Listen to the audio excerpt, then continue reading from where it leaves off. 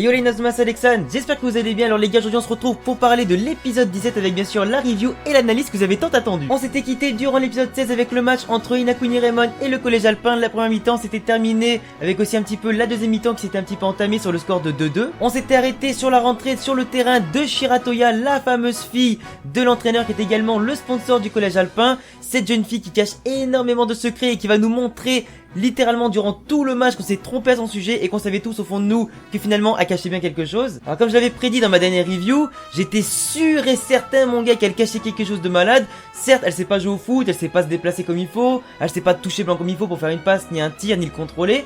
Mais n'empêche que grâce à ses maladresses, elle a quand même réussi à rendre service à son équipe. Et surtout, elle s'est mise en évidence avec une capacité que j'imaginais pas chez elle, la vitesse. On a vu déjà qu'avec son entrée en jeu, Shiratoya du coup a remplacé un défenseur de l'équipe du collège alpin. Leur formation est passée en 3-4-3 avec du coup Kevin Dragonfly à la pointe du losange au milieu de terrain en tant que numéro 10, en soutien de Shiratoya placé en pointe, et d'Eden et de Sean placés sur les côtés. On a du côté du collège alpin une option vraiment ultra offensive avec un 3-4-3 avec vraiment 4 joueurs au potentiel énorme au niveau de l'attaque. Ils ont vraiment pas voulu rester à 2-2 très longtemps, ils ont voulu marquer, enfoncer le clou en faisant le break et prendre les devants du match. Donc on voit largement entre l'épisode 16 et 17 que quand même le collège alpin possède dans son équipe vraiment un énorme potentiel autant au niveau individuel, offensif et collectivement. Donc ils ont aussi un grand équilibre dans le jeu, ils font quand même pas mal de passes, ils ont un jeu qui est quand même assez fluide, les joueurs se comprennent, ils permutent, ils cassent les lignes, ils arrivent facilement à se procurer des occasions, à défendre comme il faut. Après malheureusement j'ai repéré quand même quelques défauts dans le jeu d'Alpin qui quand même leur causent quand même pas mal de soucis lorsque l'équipe adverse est quand même assez puissante et capable de contrer justement leur qualité offensive. Que malgré leur équipe assez équilibrée, leur jeu de passe et tout ça, ils ont quand même un défaut principalement, c'est vraiment leur gardien qui n'a pas de technique et qui est vraiment super nul pour arrêter les tirs adverses. Leur défense est pas forcément si solide que prévu. Après en général comme l'équipe Alpin a l'habitude d'avoir le ballon et la possession de balle et faire courir l'adversaire et marquer beaucoup de buts, forcément, leur défense n'est pas trop inquiétée, et même s'ils prennent des buts, en général, les attaquants marquent plus de buts que l'adversaire, donc tout va bien. Et aussi, le gros problème également que j'ai repéré chez eux, c'est forcément Aiden qui malheureusement, malgré son talent offensif, malgré tous les buts qu'il marque, malgré la hargne qu'il a sur le terrain et le talent dont il fait preuve, malheureusement il joue un petit peu trop personnel à mon goût, et même au niveau de l'équipe, en tout cas Kevin Dragonfly et Sean lui répètent à chaque fois que malheureusement, il faudrait qu'il joue plus pour ses coéquipiers, qu'il se donne plus pour l'équipe, qui doivent justement mettre son talent au niveau de l'équipe pour justement l'aider à progresser tous ensemble. Donc en général il fait confiance uniquement sur le terrain à Sean et Kevin, du coup ses passes sont principalement dirigées soit vers l'un soit vers l'autre, donc forcément ça nuit un petit peu au jeu de l'équipe à certains moments. En général ils ont toujours gagné très largement au niveau du score, donc ils n'ont pas eu ce problème là, mais face à Inakuni Raymond forcément le fait que Aiden ne joue pas forcément collectif, qui se met pas au service de tout le monde, forcément ça aidait pas. C'est pour ça que du coup l'arrivée de Shiratoya dans l'équipe ça lui a quand même permis de se libérer un peu plus, de se forcer à jouer plus pour l'équipe et essayer un petit peu non pas de se mettre en avant mais de mettre en avant quelqu'un d'autre et surtout l'équipe. Pour revenir un petit peu sur Shiratoya, ça m'a vraiment extrêmement surpris le fait qu'elle soit pas du coup à la base une meuf qui joue au foot, mais si on l'avait vu du coup dans l'épisode 16 qu'elle savait pas contrôler un ballon, pas faire une passe ni un tir ni rien, qu'elle venait à peine de toucher ses premiers ballons. Au final c'est une meuf qui fait de l'athlétisme et qui est donc une athlète sur 100 mètres, qui a pu booster sa vitesse au fur et à mesure de ses entraînements. Elle a travaillé très dur justement pour battre ses propres records.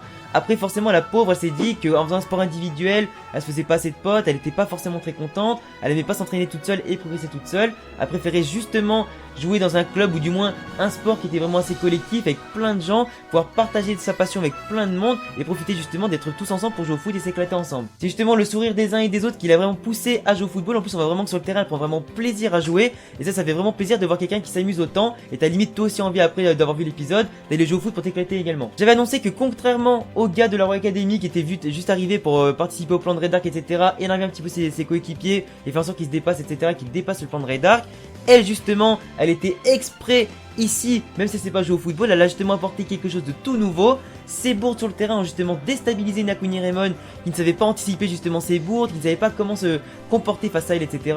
Elle était même limite trop déstabilisante parce qu'à un moment elle faisait même ami-ami avec Norika après avoir limite raté une occasion de tir incroyable et même d'avoir fait le centre justement à Aiden qui était totalement foiré. En fait tu vois c'est vraiment la meuf toute naïve, toute gentille à qui tu peux rien reprocher, vraiment limite ça te fait pas de la peine tu vois, mais limite t'as pas envie de l'attaquer ni lui prendre la balle ni de lui enlever son sourire en fait. Après tu vois que la meuf à un moment elle rate sa balle du coup avec une bourde, elle a quand même réussi avec sa vitesse de ouf à rattraper la balle juste avant qu'elle sorte, et puis après durant tout le match la meuf elle s'est mis limite à pousser la balle et courir derrière comme si elle avait 99 en vitesse et en accélération dans FIFA tu vois, du coup elle laissait à la traîne tous les défenseurs. C'est justement comme ça qu'elle a pu marquer un but contre Norika justement en la prenant de vitesse, en activant une technique qui en plus de ça rajoute encore plus de vitesse au ballon. Norika la pauvre elle a à peine eu le temps d'activer la technique que le ballon était déjà dans la cage. Mais en tout cas juste avec sa vitesse du coup elle s'est révélée être un atout de malade. Alors déjà que le collège alpin de base avec Kevin, Sean et Aiden il possède quand même déjà un trio offensif de fou malade. En plus de ça, avec une 4ème flèche offensive comme Shiratoya avec sa vitesse, etc. Ça amène plus de plans de jeu, encore plus de diversité tactique. Et justement, le collège alpin, on peut juste dire un truc. Heureusement qu'ils ne l'ont pas mis titulaire dès le début du match, parce que sinon on aurait fait un véritable carnage en fait. Là, Inakuni Raymond, ils auraient pris au moins 7 ou 8 buts quoi. En plus, c'est Kevin Dragonfly qui l'a repéré justement durant les tests de recrutement pour le collège alpin. Il a vu justement dès le début qu'elle avait aucun talent avec ses pieds. Il lui dit limite à un moment, quand tu auras du talent, quand tu sauras faire quelque chose, appelle-moi limite, tu vois. Donc il voulait littéralement la clasher. Et quand il lui a dit, ah ouais, tu veux que je te montre ce que je sais faire et tout, elle a commencé à disparaître, montrer sa vitesse, et c'est là justement qu'il a été bluffé comme nous tous devant l'écran en tout cas. Et c'est justement là quand si justement tu vois que Shiratoya est une fille qui au bout d'un moment maîtrisera peut-être un jour la technique ballon pied, les contrôles, les passes, les tirs, etc. Et qu'elle sera donc jeu collectif sans faire des bourdes, sans tirer en touche ou quoi ou rater ses ballons. Et bah à ce moment-là, je suis désolé mais ce sera pour moi la meilleure joueuse d'Inazuma Eleven en fait. Justement à la carte de la technique, en plus de ça elle a une technique qui est très intéressante. Elle sait parfaitement se coordonner aux autres et sait parfaitement s'intégrer aux tactiques et aux techniques. Donc elle est quand même assez intelligente et on va dire qu'elle a quand même quelques connaissances de base. Donc en plus si tu couples ça avec sa vitesse, mais laisse tomber, c'est vraiment un monstre en fait cette fille. Surtout que d'après Kevin Dragonfly, elle a largement le potentiel pour égaler, voire justement dépasser le level d'Aiden qui lui-même est plus fort que Sean. Donc c'est quand même te dire un petit peu le niveau qu'elle peut atteindre et ça fait limite un peu peur. On a même eu droit justement à une technique surpuissante avec une coordination parfaite entre Sean, Aiden et justement Shiratoya qui ont pu créer justement le triple blizzard justement éternel de glace et qui a pu justement marquer un 4ème but à Norika qui n'a justement rien pu faire. On a aussi observé du côté du collège alpin une tactique de possession de balle avec justement les joueurs qui s'entraînaient entre eux. Ils se faisaient passer le ballon entre eux justement de gauche à droite, en haut en bas et ils coulissaient on va dire de gauche à droite du terrain pour esquiver d'un côté les défenseurs, vraiment se coordonner, les prendre de vitesse, assurer des transitions et justement les prendre à revers. Sauf qu'on a pu voir qu'un petit peu ces techniques là étaient carrément cheatées vu qu'elle était dirigée en même temps par l'entraîneur puis dirigée par le public, était justement éparpillée tout au long du terrain, qu'à aucun moment aucun joueur ne puisse justement ne pas voir le signal. Donc même si en tout cas ils sont assez équilibrés, qu'ils ont un jeu de passe et un collectif hors pair, ils auraient largement pu se passer de cette méthode là. Après la production ils ont un petit peu voulu faire une technique comme ça de fourberie justement pour peut-être inclure un peu les supporters et diversifier un peu le genre de tactique qu'on peut voir. Après leur entraîneur à Alpin on peut dire tout ce qu'on veut, mais en termes tactique, technique, etc.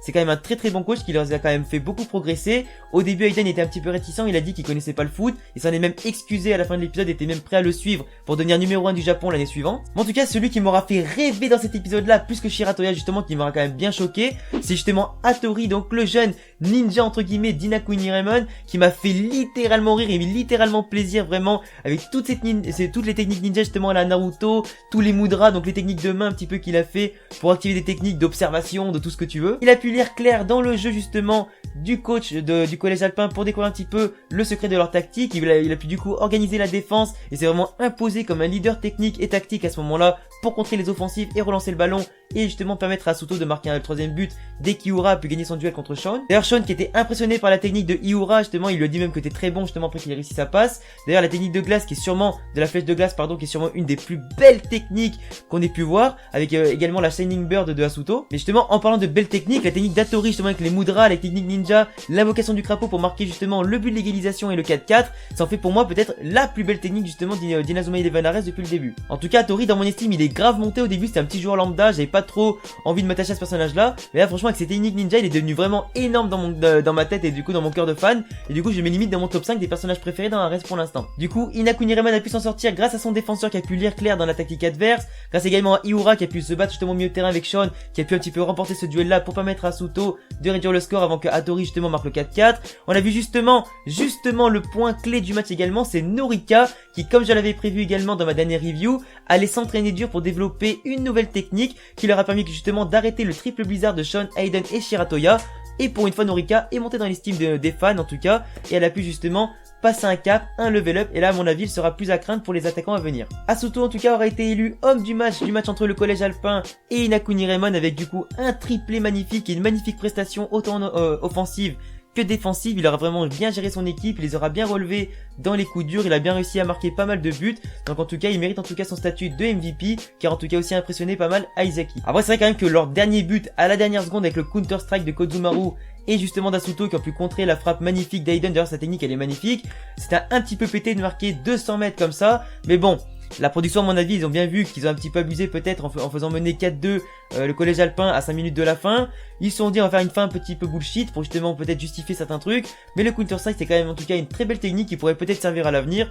Mais après franchement ouais j'ai trouvé ça un peu bullshit et un petit peu dommage de finir comme ça quoi. J'aurais préféré limite que Gujin développe cette technique là de la Fire Limonado, tout ce que tu veux, et qui va justement gagner l'équipe à la dernière seconde tu vois. Parce que en ce moment Kozumaru il est vraiment de plus en plus effacé, en fait le mec il sert juste limite à ouvrir le score ou marquer une petite tornade de feu de temps en temps.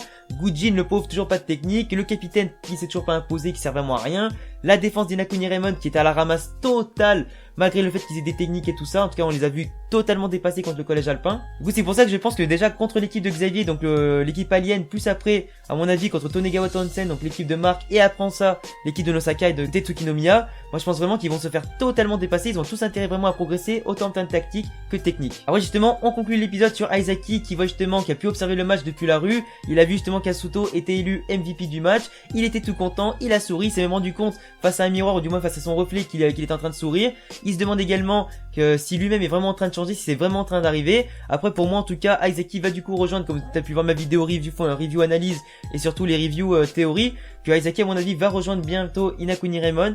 Peut-être pour les demi-finales ou peut-être pour la finale, on verra bien. Mais en tout cas, c'est sûr qu'à mon avis, il va prendre conscience de son changement, de sa personnalité qui est en train de changer, le fait qu'il apprécie également le football et qu'il pourra se venger justement en rejoignant Asuto et Inakuni Raymond. Donc voilà les gars, en tout cas, c'est tout pour cette vidéo review analyse. Je pense avoir fait le tour vraiment de tout ce qui était important entre l'épisode 16 et 17, etc. et pendant ce match. J'ai essayé un petit peu d'analyser au mieux ce qu'on a vu du collège alpin qui s'impose vraiment, en tout cas dans ma tête, comme une équipe très solide et qui pourra peut-être dans les années à venir remporter le football frontière, vu qu'en plus de ça, Hayden va progresser, jouer pour l'équipe et tout ça. Et qu'en plus Shiratoya va devenir une joueuse de plus en plus complète. Le match est en tout cas très plaisant à voir, même si en tout cas dans l'épisode 16 il était on va dire un petit peu bâclé sur certains points. Ils se sont quand même bien rattrapés en tout cas à l'avoir fait sur 2 épisodes 16 et 17 qui étaient quand même assez complets sur pas mal de points. Je vous laisse me dire ce que vous avez pensé de l'épisode, de ma vidéo, mon analyse et tout ça et de mon contenu en commentaire, ça me fera super plaisir de vous lire comme d'habitude. Tu peux t'abonner à ma chaîne justement si t'aimes mes vidéos, me laisser un gros pouce bleu si tu l'as aimé, me rejoindre sur tous mes réseaux sociaux et bientôt pour une prochaine vidéo. Ciao les gars.